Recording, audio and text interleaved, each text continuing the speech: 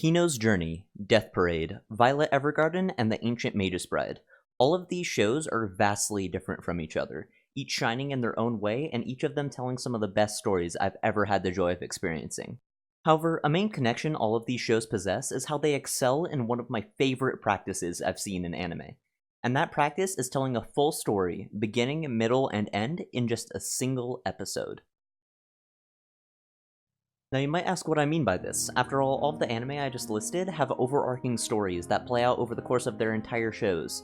But what I mean by a single episode story is when an anime or show explores a seemingly random person or creature's troubles, normally centering around the main character coming in and digging up their problems, forcing them to confront their unwanted feelings and move forward. Through this, both the main character and the person they are helping end up growing as people or end up learning some sort of lesson by the end of the episode. Most of these types of episodes, if done well, end up being incredibly memorable and emotional, gripping the viewer in just a single episode with how well it tells its isolated stories. Some entire anime, such as Kino's Journey, base the entire show around this concept, exploring the differences in how people live their lives and the raw emotion that lies in each and every one of their own journeys. It's always fascinated me how these shows have been able to bring forth tears, laughter, and bittersweet happiness for me in a single episode, when a lot of anime can struggle to demonstrate that level of raw emotion in a full season. Oh no, that character died. No. But in anime that are masters at these types of stories, characters can be introduced and die that very episode, yet it emotionally affects me much more than when a character I've grown to know for seasons passes on. Where towns I end up seeing every episode are forgettable when compared to how striking these shows make their villages and its people, making me incredibly invested even without 10 plus episodes of prior development. So after seeing this time and time again, I started to wonder, why is it that these characters and environments that I have been exposed to for only a single episode are able to grip me more than shows that give much more time to develop their worlds? What is it that makes these short 20 minutes so much more impactful than the hours upon hours other shows take? When looking at how each of the shows I listed before accomplish this, I'm able to see a few similarities in how they lay out their isolated one-shots. First, when looking at the problems each of these isolated episodes deal with, they can normally be summed up with only a couple of words or a simple yet incredibly profound emotion. Death, regret, denial. Each side character these episodes follow struggle with one of the many simple yet crushing problems people are faced with day to day. A father in denial that his little angel passed on before him. A future couple regretting that they were never able to confess their feelings to one another. A small child not being able to understand why their mommy or daddy won't be coming home.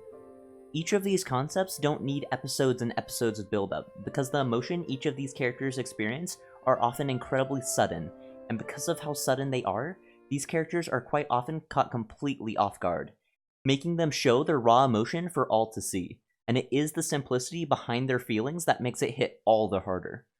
By exploring concepts and feelings that everyone has experienced, it makes it that much easier to empathize with these characters, as we have been in their very situation. And this is where the main character comes in. When the side character is struggling to come to terms with their own feelings, the main character is there to interrupt their self-pity and force them to come to terms with their gated-off emotions, pushing them out of the comfort zone they've built up for themselves. Some anime accomplish this through putting these side characters through extreme situations. For example, Death Parade uses the concept of twisted games that use brute force to strip bare the raw emotions hidden underneath their built-up personas. These hellish games, combined with them slowly regaining their lost memories from when they died, assures that an interesting story always forms from their lives, and with it the often ugly emotions that led up to their death. Or how about the way Kino's Journey accomplishes this, where instead of making Kino personally intervene at every opportunity, most of the time the show instead makes Kino a bystander, allowing us as the viewer to experience many different worlds, cultures, and communities, and how the people in these communities deal with their problems in dramatically different ways. Kino's status as being the wandering vagabond allows the show to expose its audience to these many different people, and to anyone who hasn't seen the more recent remake of Kino's Journey, I highly recommend giving the series a watch.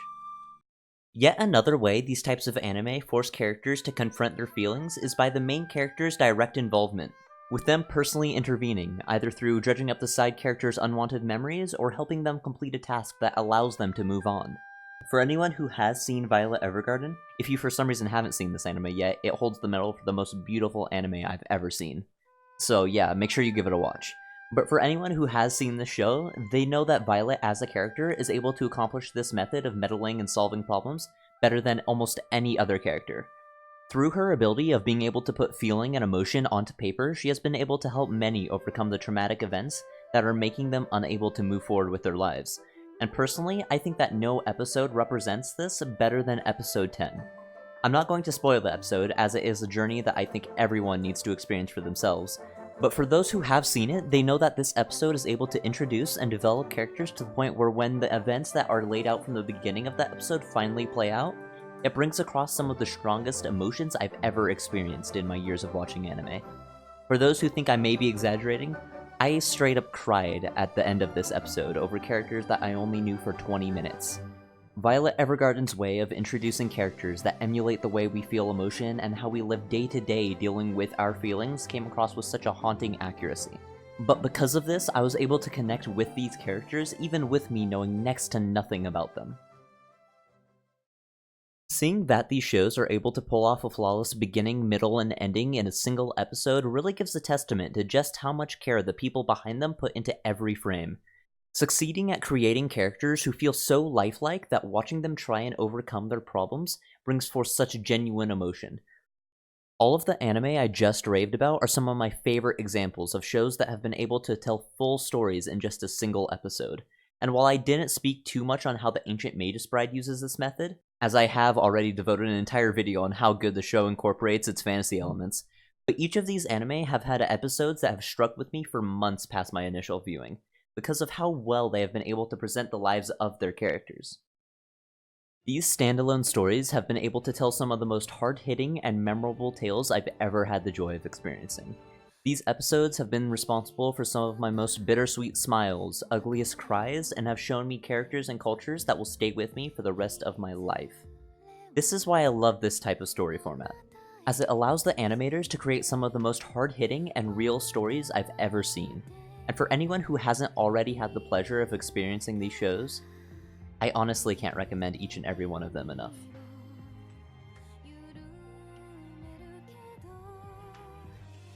Hey guys, thank you so much for watching. After recently watching Violet Evergarden, I was inspired to make a video dedicated to how well it and many other anime are able to start and finish entire stories in just a single episode. As I said in the video, if you haven't had the pleasure of watching any of the anime I just talked about, make sure you go and give them a watch. I'd also love to know what your guys' opinion on this single episode format is, and I would also love to know about any other anime that use this type of format. Thank you all so much for joining me on this adventure, and I'll see you all in the next one.